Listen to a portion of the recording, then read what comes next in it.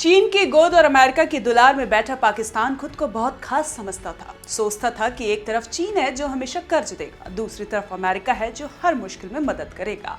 लेकिन अब जो हाल हुआ है उससे पाकिस्तान की आंखें खुल जानी चाहिए।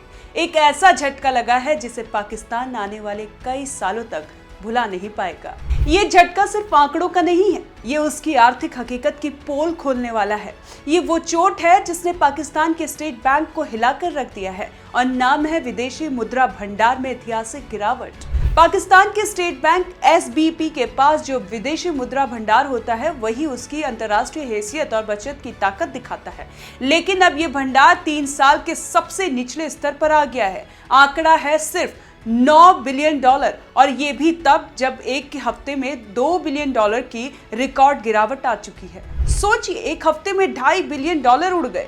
अब पाकिस्तान के पास जो कुल तरल विदेश मुद्रा भंडार बचा है वो $14 बिलियन है, जिसमें $5 बिलियन तो कमर्शियल बैंकों के पास है। यानी पाकिस्तान सरकार के पास सीधे तौर पर खर्च करने के लिए बचा है सिर्फ $9 बिलियन के आसपास। ऐसा पहले कब हुआ था? मार्च 2022 में, जब एक बार $2 बिलियन की गिरावट देखी गई थी। लेकिन तब भी विदेशी मुद्रा भंडार इतने नीचे नहीं गया था जितना अब है। इस बार की गिरावट ने स्टेट बैंक के भंडार को सीधे 11 महीने के सबसे नीचे स्तर तक गिरा दिया है। अब सवाल यह है कि यह सब क्यों हुआ?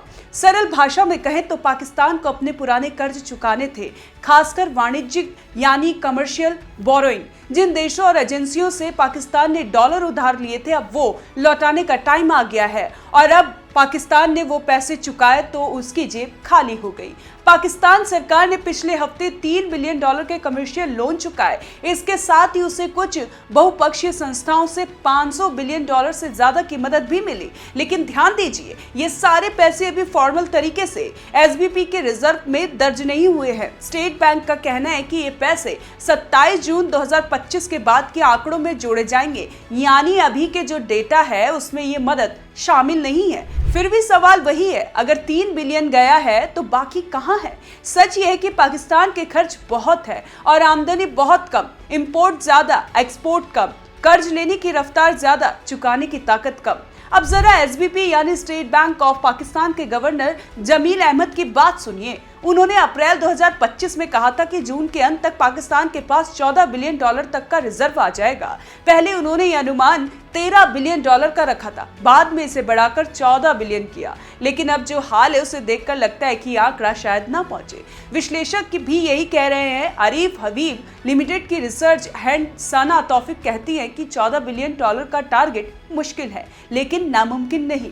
अब एक और बात ध्यान देने वाली है, पिछले हफ्ते यानी 13 जून तक पाकिस्तान के पास जो भंडार था उसमें $46 मिलियन की मामूली बढ़त देखी गई थी। लेकिन ठीक उसके अगले हफ्ते में रिकॉर्ड गिरावट ने सारी उम्मीदें तोड़ दी। इस गिरावट में क्या हुआ? सीधा असर होगा पाकिस्तान की डॉलर से लेन देन की क्षमता पर, आयात करने में दिक्कत, विदेश निवेशकों की रुचि में कमी, महंगाई में उछाल और रुपया कमजोर। इंटरनेशनल लेवल पर उसकी साख पहले से ही खराब है और अब IMF, वर्ल्ड बैंक और दूसरी एजेंसियों भी पाकिस्तान को जोखिम भरा कर्जदार मानती है।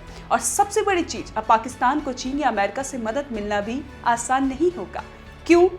क्योंकि चीन अब खुद पाकिस्तान को लोन देने से पहले गारंटी मांग रहा है और अमेरिका अब अपने आर्थिक हितों को पाकिस्तान से ज्यादा भारत, वियतनाम और इंडोनेशिया जैसे देशों की तरफ मोड़ रहा है।